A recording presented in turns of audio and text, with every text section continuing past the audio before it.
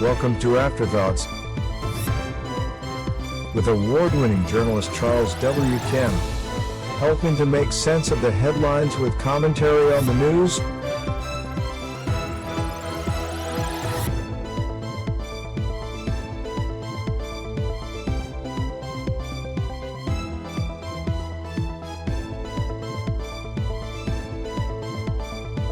Like, subscribe, and share this video with everyone you know.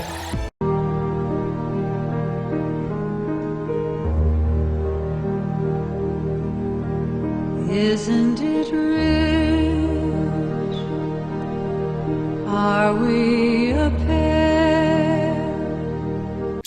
Today, an indictment was unsealed, charging Donald J. Trump with felony violations of our national security laws, as well as participating in a conspiracy to obstruct justice.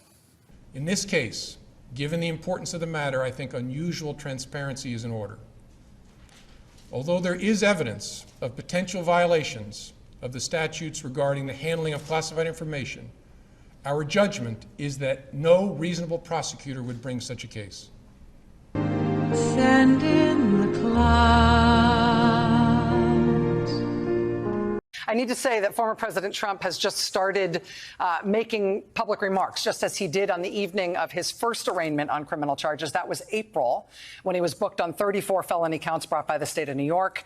Now, tonight, after his arraignment on federal felony charges, he's speaking again, this time to an audience of his supporters that's gathered for a campaign fundraiser tonight at his golf club and summer home in New Jersey.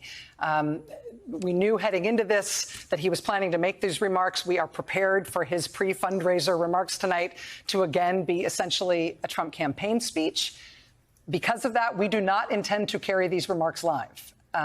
As we have said before in these circumstances, there is a cost to us as a news organization to knowingly broadcast untrue things. We are here to bring you the news. It hurts our ability to do that if we live broadcast what we fully expect in advance to be a litany of lies and false accusations, no matter who says them. Russia, Vladimir Putin, Russia, hates Russia, Putin, Russian,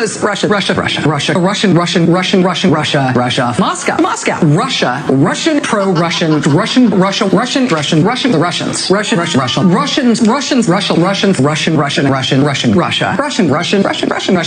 Russia, Putin, Russia against us, Russians, Russia against the U.S., the Russian government scheme. The Russians, Vladimir Putin, Russia, Putin and Russia, Moscow, Russia, the Russians,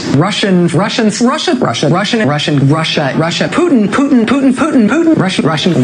Russia, the Soviet Empire, the second of the 20th century's great evils, communism, Russia, assault by Russia, Putin despises the West in general and the United States in particular, the Soviet Empire. Russia. They're the adversary. They want to bring us down, the Soviet Union. Russia. Undermine the West, Soviet communists on the left. Russia. That does it for us tonight. We will see you again tomorrow. Where are the clouds? Send in the clouds. I think people need to remember how unhinged these people were. Let's take a listen. And that maybe is the most important thing for our purposes as U.S. citizens here, right? We're all trying to figure out what's just happened to our country.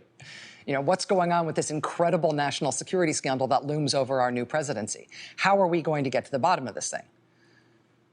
Right? What's most important to all of us about this is that if this guy did have a key role in that scheme, while he is in Moscow, he is out of reach of U.S. investigators.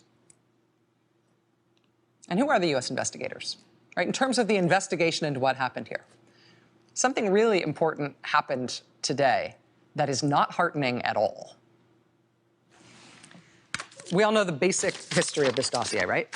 Now, reportedly, it had circulated around Washington. It had circulated among some journalists late last year. I never saw it before it was published. I had heard rumors about some of the things in it, but I am not one of the people who saw it, and I don't know many people who say they did see it before BuzzFeed published it.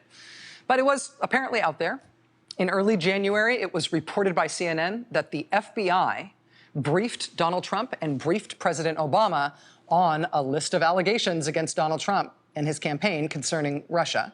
That initial report from CNN didn't exactly say what these allegations were, but within 24 hours, BuzzFeed News published the dossier, this whole 35-page dossier. And there was a huge uproar at the time. Everybody, including BuzzFeed, admitted the dossier was all uncorroborated information. But you know what?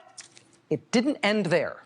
So there you go, Crystal. I mean, basically none of what she floated there to millions of people ended up being true at all. She never coped with that. She never told the truth to her audience. She effectively retired, and now she's doing some podcasts about World War II, which, you know, more power to you, I guess, getting paid $30 million. There is a cost to us as a news organization to knowingly broadcast untrue things. We are here to bring you the news. It hurts our ability to do that if we live broadcast what we fully expect in advance to be a litany of lies and false accusations, no matter who says them. But where are the clouds? There ought to be clouds. Where